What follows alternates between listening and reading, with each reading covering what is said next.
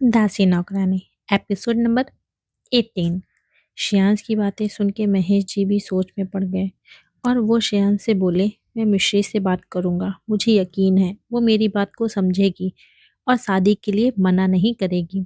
श्रेयांश बोला, ठीक है पापा, आप पहले मिश्री से बात कर लीजिए। वेद उठ के महेश जी के पास आया और बोला, पापा प्लीज़ मेरी बात सुनिए। मैं मीडिया वालों के सामने फेक मैरिज सर्टिफिकेट ऐसे रखूंगा कि उनको सच क्या है पता नहीं चलेगा, लेकिन मैं सच में शादी नहीं करना चाहता हूँ। प्लीज़ पापा मेरी बात को समझिए। महेश जी वेद पर गुस्सा पड़े। बस मुझे अब तुम्हारी एक बात भी नहीं सुननी है। मैंने तुमको छूट दी तो तुम कुछ ज़्यादा ही अपने मन की करने लगे हो। अब ये शादी होगी, आज और अभी होगी।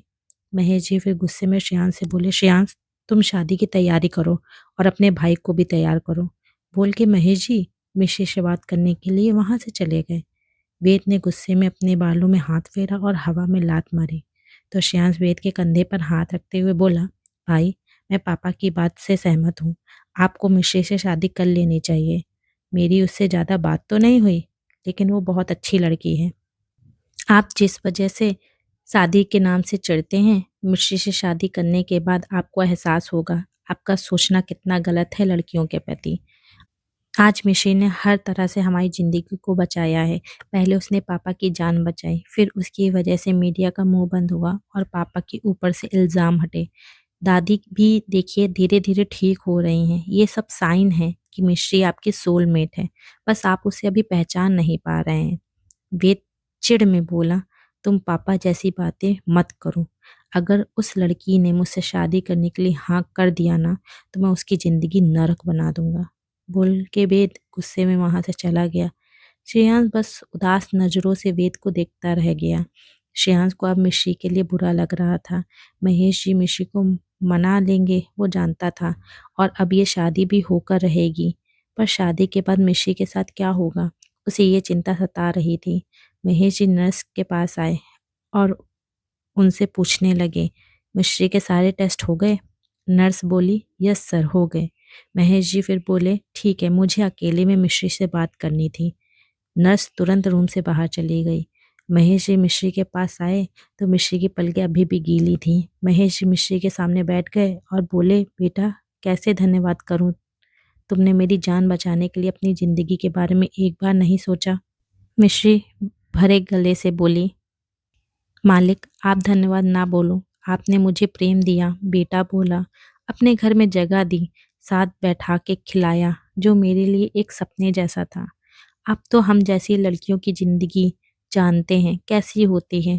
मालिक के ठीक पीछे तक खड़े होने की अनुमति हमारे पास नहीं होती है, और आपने तो मुझे साथ बराबरी में बैठाया।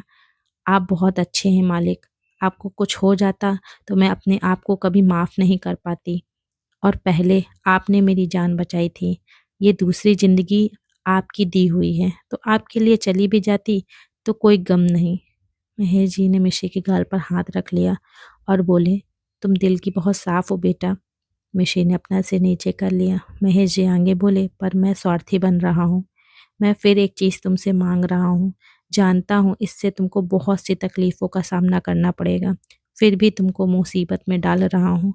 मिश्री को कुछ समझ नहीं आया। वो नासमझी से महेश जी को देख रही थी।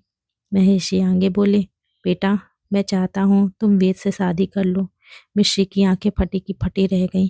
ये कैसे मुमकिन था? महेश जी आगे बोले, शुरू में शायद वेद तुम्हारे साथ अच्छा व्यवहार ना करे, पर मेरा यकीन मान लो, भले वो गुस्सा करता है, बहुत जिद्दी है, लेकिन दिल का साफ है। जिस दिन वो तुमको समझ गया, तुम्हारे लिए कुछ भी कर जाएगा।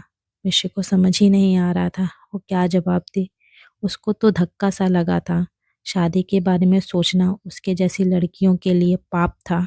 अपनी औकात, अपनी असलियत से बाहर जाना था। मिश्री को हैरान देख के महेश जी बोले, बेटा तुम्हारी हाँ है ना? करोगी ना विद से शादी? मिश्री तो सदमे में जा चुकी थी। वो क्या जवाब देती, पर महेश जी ने उसकी खामोशी को हाँ मान लिया, जबकि वो जानते थे मिश्री की ना होगी। फिर भी उन्होंने हाँ ही समझते हुए मिश्री से कहा, बेटा थैंक यू हाँ करने के लिए। मुझे उम्मीद थी तुम मेरी बात का मान जरूर रखोगी। मिश्री तो बेचारी कुछ बोल ही नहीं पाई। महेश जी ने खुद सवाल किया और खुद ही जवाब समझ लिया। पर मान वाली बात पर मिश्री भी तैयार हो गई। अगर उसकी शादी से महेश जी का मान, इज्जत जुड़ी है तो वो ये शादी भी कर लेगी। मिश्री ने अपना सिर नीचे कर लिया, जिसका मतलब था वो सहमत है महेश जी की बातों से। महेश जी खुश हो गए और बोले, मैं कपड़ों की व्यवस्था करता हूँ, तुम नर्स की सहायता से तैयार हो जाओ।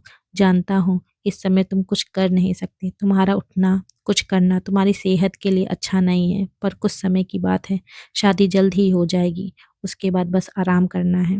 मिश्री कुछ नहीं बोली। कुछ देर बाद मंदिर में वेद गुस्से में अपनी लाल आंखों के साथ बैठा अग्नि में आहुति दे रहा था। पंडित जी मंत्र पढ़ रहे थे। महेश जी सामने बैठे मुस्कुरा रहे थे कि पंडित जी बोले, कन्या को बुलाइए। महेश जी ने श्रेयांश को इशारा किया तो श्रेयांश उठ के चला गया और नर्स के साथ मिश्री को लेकर आया। मिश्री लाल रंग के जोड़े में बहुत प्यारी लग रही थी। उसके एक हाथ में पट्टा बंधा हुआ था और सिर पर भी पट्टी बंधी हुई थी। फिर भी उसकी सादगी से भरी सुंदरता को कोई छुपा नहीं सकता था।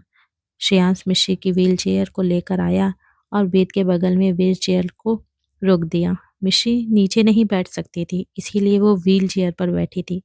मिश्री ने एक नज़र डरते हुए वेद को देखा तो वो और घबरा गई। वेद अलग ही आग का गोला लग रहा था। मिश्री ने तुरंत अपनी नज़रें फेर ली। पंडित जी फिर आगे मंत्र पढ़ने लगे और फिर कुछ समय बाद बोले, वर और वधू फेरों के लिए खड़े हो जाएं। तो श्रेयांश बोला, भाई क्या आप व्हील चेयर को धक्का दोगे? ऐसा करो, भाभी को गोद में ले लो, फेरे लेने में आसानी होगी। वेद ने एक नज़र घूर के श्रेयांश को देखा तो श्रेयांश डर के महेश जी के पीछे छुप गया। महेश जी भी वेद को घूरते हुए बोले, उसको क्या घूर रहे हो? सही बोल रहा है श्रेयांश, चलो मिश्री को गोद में उठाओ।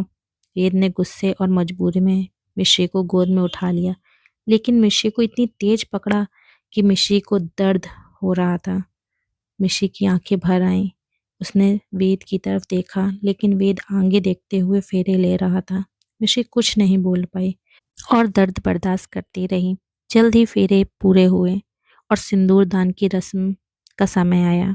मिश्री के सिर पर पट्टी बंधी थी, जिसकी वजह से वेद ने उसको हल्का सा सिंदूर लगाया, लेकिन इतनी जोर से उसके माथे पर हाथ रखा कि मिश्री के सिर पर जोर पड़ा और एक पल को उसका सिर घूम गया। क्या होगा इस अनचाही शादी का अंजाम? क्या वेद कभी समझ पाएगा मिश्री को, या मिश्री की जिंदगी नर्क बन के रह जाएगी? जानने के लिए बने रहिए इस कहानी के साथ।